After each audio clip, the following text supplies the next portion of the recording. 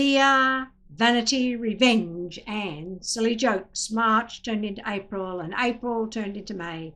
After Fireworm's remark about the pathetic bunny rabbit, Toothless never pooed in the kitchen again.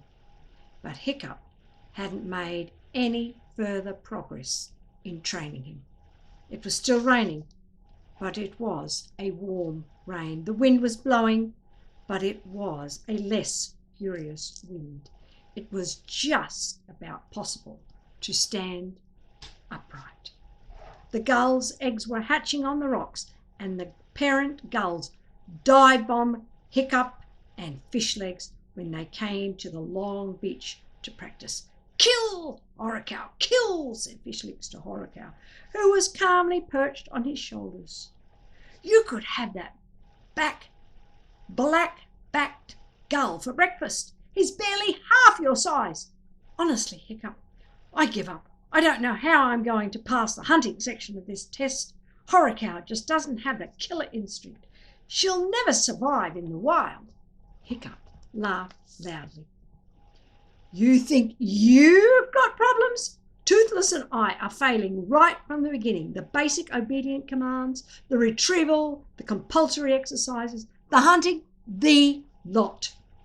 "Can't be that bad," said Fishlegs. "Watch," said Hiccup, and the boys moved along the beach a bit, out of the range of gull. They started practicing the most basic commands of all. Go. The dragon was supposed to stand bolt upright on the handler's outstretched arm. The handler would then bark the command as loudly as possible, while simultaneously lifting his arm to fling the dragon into the air. The dragon was supposed to soar gracefully into flight when the handler's arm reached its highest point. Horrorcow yawned, scratched, and slowly flapped off, grumbling to herself. Toothless was even less obedient. "Go!" yelled Hiccup. Hiccup flung his arm up. Toothless hung on. "I said go!" Hiccup repeated in frustration. "Why go?" shuddered Toothless, gripping even tighter. "Just go! Go! Go! Go! Go!" screamed Hiccup, flapping his arms up and down frantically, with Toothless hanging on to it for dear life. Toothless stayed. "Toothless," said Hiccup, as reasonably as he could, "please go. If you don't start going when I tell you, we are both going to be thrown into exile." But I don't want to go," Toothless pointed out, equally reasonably. Fishlegs watched the whole process in appalled amazement. "You really do have problems," he said in an awed voice. "Yep," said Hiccup.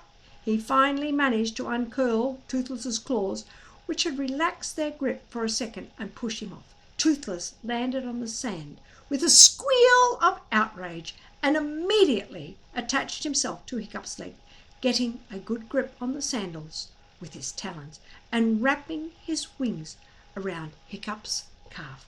Not going," said Toothless stubbornly. "It can't get much worse than this," said Hiccup, "so I'm going to try a new track." He took out the notebook in which he had been jotting down all he knew about dragons, in the hope that it might be useful. "Dragon motivation," Hiccup read aloud. "Number 1, gratitude." Hiccup sighed. "Number 2, fear. That works, but I can't do it. 3, 4, 5, greed. Vanity, revenge. Those were all worth a try. 6, jokes and riddle talking. Only if I'm desperate." "This has got to be the first," drawled Fishlegs. "But I'm with Gobber the